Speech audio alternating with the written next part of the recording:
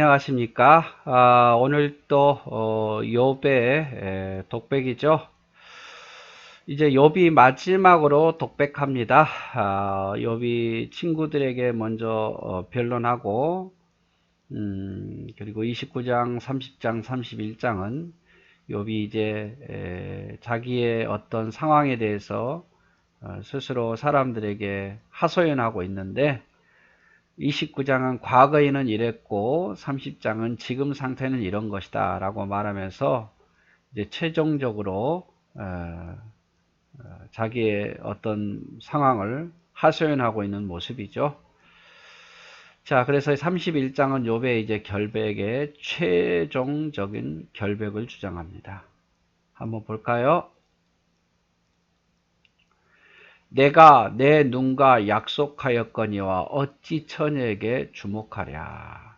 그리하시면 위에 계신 하나님께서 내리시는 분깃이 무엇이겠으며 높은 곳에 전능자께서 주시는 기업이 무엇이겠느냐. 불의한 자에게 환난이 아니겠느냐. 행악자에게는 불행이 아니겠느냐. 그가 내 길을 살피지 아니하시느냐. 내 걸음을 다세지 아니하시냐. 나는 맹세했다. 내 눈이 어떻게 처녀에게 주목하랴. 이 말은 뭐냐면 간음하지 않았다 그 말이에요. 처녀에게 눈을 주목한다는 것은 아무래도 처녀에게 눈길이 간다는 걸 의미한다는 거예요. 그래서 어떻게 하면 저 처녀를 끌어다가 데려다가 돈으로 하든지 힘으로 하든지 끌어다가 행음하기를 원하는 모습이죠. 근데 나는 내 눈과 약속했다. 이 말은 나는 그렇게 하지 않겠다고 다짐했다. 그거예요. 만약에 내가 처녀에게 주목해서 처녀를 돈이라든지 이런 것 행음하기 위해서 이용했다면 하나님이 내게 복을 안 주셨을 거다. 그 말이죠. 그리하면 위에 계신 하나님께서 내리시는 분깃이 무엇이며 높은 곳에 전능자께서 주시는 기업이 뭐겠냐. 하나님이 불의한 자에게 환난을 주지 않겠느냐. 행악하는 자에게 불행을 안 주시지 않겠느냐. 하나님은 내 길을 다 살피셨다. 내 걸음을 다 세셨다. 그래서 하나님은 다 아신다 그 말이야. 내가 얼마나 어떤 성적으로 깨끗한 사람인지 하나님은 아신다 그 말이죠. 그러면서 5절에도 만일 내가 허위와 함께 동행하고 내 발이 속임수에 빨랐다면, 그러니까 내가 만약에 맹세컨대 내가 어떤 거짓말과 늘 동행하고 속이는 일에 내가 빨랐다면 하나님께서 나를 공평한 저울에 달아보시고 그가 나의 온전함을 아시기를 바라노라. 그래서 만약에 내가 그런 일을 했다면 내가 하나님께 당연히 벌을 받는 게 당연하다 이 말이죠. 7절에 만일 내 걸음이 길에서 떠나거나 내 마음이 내 눈을 따랐거나 내 손이 더러운 것을 묻었다면, 만일 내가 정해진 길에서 떠나고 또 마음이 내 어떤 욕심의 눈을 따랐다면, 내 손이 더러운 것을 예를 들었다면 내 손으로 더러운 짓을 했다면 하나님께서는 타인이 내 것을 먹게 만드실 거고 나의 소출을 뿌리채 뽑아버렸을 거다. 내가 만약에 그런 일을 했다면 하나님 그렇게 가져가도 나는 항변할 말이 없다 그 말이에요. 쉽게 말하자면 욥은 성적인 문제에 있어서도 깨끗한 사람이고 나는 거짓말을 하지 않은 사람이고 나는 내 손에 더러운 짓을 한 사람이 아니다. 만약에 내가 그렇게 했다면 하나님이 내 모든 것을 가져가도 나는 억울하지 않았을 거다 이 말이죠. 욥은 자신의 눈이 처녀를 주목했다면, 음행한 생각을 했다면, 또 거짓이나 속인 적이 있다면, 내 걸음이 옳은 길에서 떠나고 마음이 유혹에 넘어갔다면, 손에 죄를 지었다면 당연히 하나님께 심판받아도 할 말 없다. 욥이 하고 싶은 말은 내가 그러지 않았단 말이야. 내가 그러지 않았는데 내가 이런 고난을 받고 있다 이 말이죠. 사람들은, 욥의 세 친구들은 그랬으니까, 이렇게 했으니까 욥이 심판받는다고 말하지만 난 그게 아니다라고 마지막까지 하소연하고 있는 거죠. 9절 만일 내 마음이 여인에게 유혹되어 이웃의 문을 엿보아 문에서 숨어 기다렸다면 내 아내가 타인의 맷돌을 돌리며 타인과 더불어 동침하기를 바라노라. 그것은 참으로 음란한 일이니 재판에 회부할 죄악이요 멸망하도록 사르는 불이니 나의 모든 소출을 뿌리째 뽑기를 바라나. 내가 만일에 여인에게 유혹돼 가지고 이렇게 살짝 문을 엿보는 거죠. 숨어서 기다리는 거죠. 그 여인과 동침하기 위해서.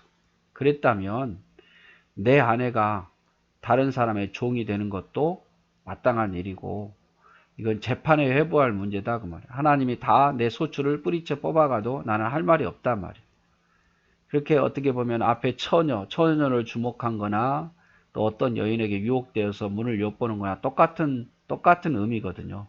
그래서 어떤 음행에 있어서 범죄하지 않았다 이 말이죠. 13절 만일 남종이나 여종이 나와 더불어 쟁론할 때에 내가 그의 권리를 저버렸다면 하나님이 일어나실 때에 내게 어떻게 하겠느냐? 하나님 심판하실 때 내게 무엇이라고 답하겠느냐?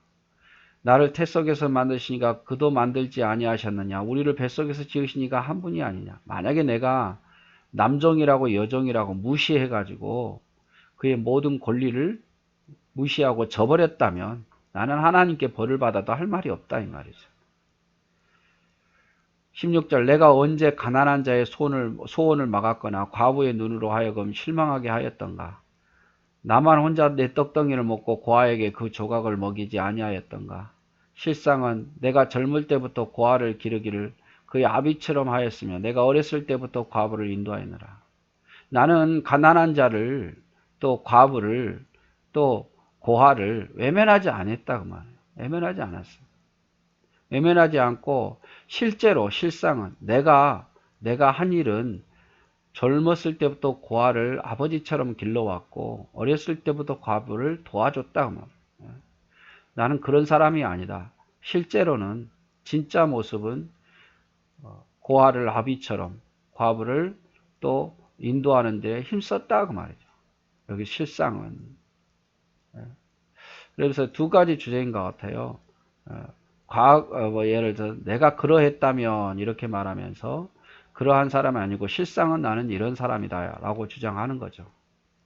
만일 내가 또 말하죠. 만일 내가 사람의 의복이 없이 죽어가는 것이나 가난한 자가 덮을 것이 없는 것을 못 본 채 했다면 만일 내가 양털로 그의 몸을 따뜻하게 입혀서 그의 허리가 나를 위하여 복을 빌게 하지 아니하였다면 만일 나를 도와주는 자가 성문에 있음을 보고 내가 주먹을 들어 고아를 향해 휘둘렀다면 내 팔이 어깨에 빼어서 떨어지고 내 팔뼈가 그 자리에서 부스러기를 바라노라. 나는 하나님의 재앙을 심히 두려워하고 그 위험으로 말미암아 그런 일을 할 수 없느니라.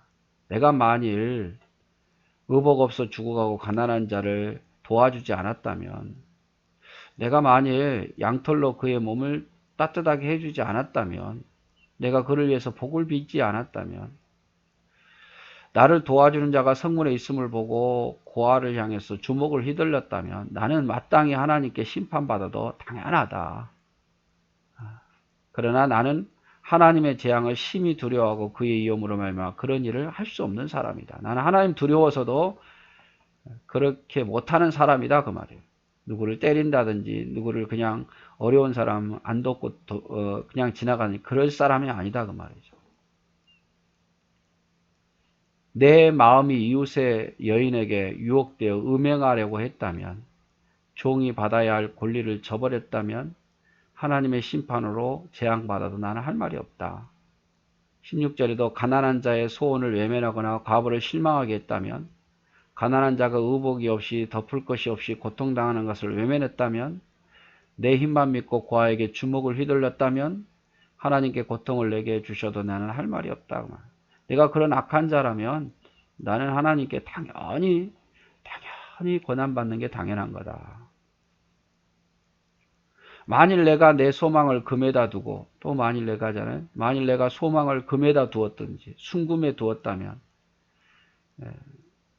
그리고 만일 재물의 풍부함으로 손으로 얻은 것이 많음으로 기뻐했다면 만일 해가 밤낮과 달이 밝게 뜬 것을 보고 내 마음이 슬며시 유혹되어 내 손에 입맞추었다면 그것도 저판에 회복할 죄악이니 내가 그리하였으면 위에 계신 하나님을 속이는 것이니라. 자, 내가 만일 소망을 금에다 두고 순금에다 두고 재물의 풍부함 두었다면 나는 당연히 하나님께 진노받는 게 당연한 거고, 내가 해의 빛남을 보고 달이 뜬 것을 보고 내가 신처럼 그것을 섬겼다면 하나님이 나를 심판하는 것이 당연하다. 이거는 죄가 많아서 재판에 회부할 문제다 이 말이에요. 그러나 내가 언제 나를 미워하던 자의 멸망을 기뻐했고 그의 재난을 당함으로 즐거워했던가. 나는 그런 적이 없단 말이에요. 내가 멸망당하는 자를 보고 잘됐다라고 기뻐하고 재난당하는 것을 보고 즐거워하지 않았단 말이에요. 실제로 내 자신 욥은 나는 그가 죽기를 구하는 말로 그의 생명을 저주하여 내 입이 범죄하게 하지 아니하였노라. 나는 그런 범죄를 하지 않기를 결심한 사람이다. 내 장막 사람들은 주인의 고기가 배부르지 않을 자가 어디 있느냐 하지 아니하였던가. 내가 내 집에 있는 사람들은 고기로 배부르게 먹여줬다 그 말이에요. 실상은 진짜로 욥은 나그네가 거리에 자지 아니하도록 나는 행인에게 내 문을 열어주었다. 실제로는 나는 나그네라 할지라도 내 집에 반갑게 맞이해서 최대한 대접했다 그 말이에요. 난 욥은 그런 사람이다 이 말이죠. 금에다 소망을 두고 재물의 많음에 기쁨을 삼았다면, 내가 해와 달을 섬겼다면, 또 나를 미워하는 자가 멸망하는 것을 기뻐했다면, 재난당하는 것을 기뻐했다면 나는 하나님께 당연히 벌을 받았을 거다. 그러나 나는 멸망하는 자를 기뻐하지 않았고 재난당함을 기뻐하지 않았고 내 장목 사람들에게 고기를 풍족하게 줬고 나그네가 거할 수 있도록 성문을 열어준 사람이다 그 말. 나는 그런 사람이다 그 말이에요.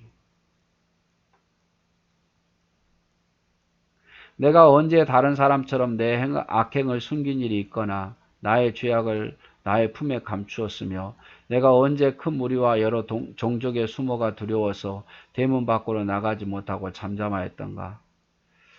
자, 내가 언제 악행을 숨긴 일이 있었냐. 내가 죄를 지으며 하나님께 회개했고 또 어려운 사람이 성 밖에 있는데 내가 뭐 종족으로 내가 어떠한 두려움 때문에 그를 안 도운 적이 있었던가. 다 도왔다 그 말이에요.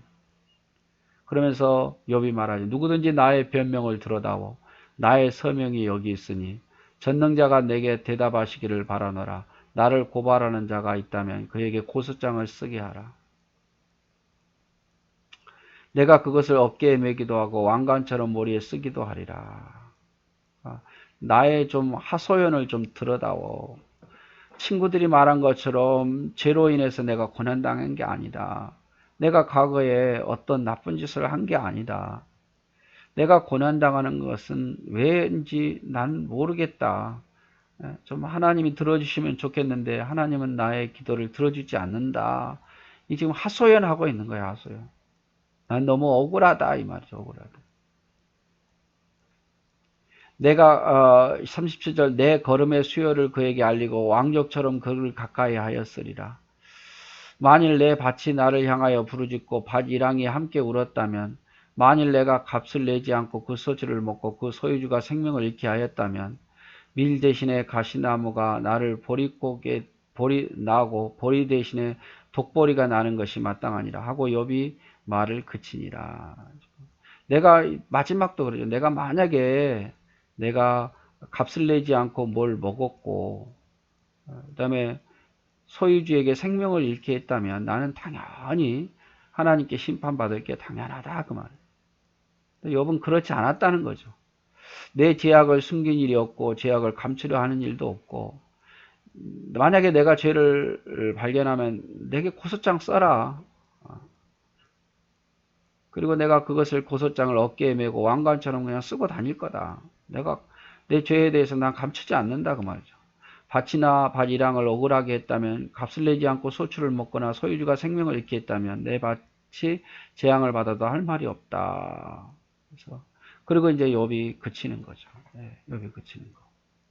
욥의 친구들을 비롯해서 욥의 고난을 보면서 사람들이 바라보는 시각은 욥이 그런 나쁜 짓을 했으니까 이런 고난을 받는다. 그런 나쁜 짓을 했으니까 이렇게 하나님이 모든 재산을 빼앗아가고 아들들을 다 죽였다. 그런 나쁜 짓을 했으니까 욥이 네가 그런 질병에 지금 고통당하는 거다. 이렇게 말하니까 욥은 막 답답한 거예요.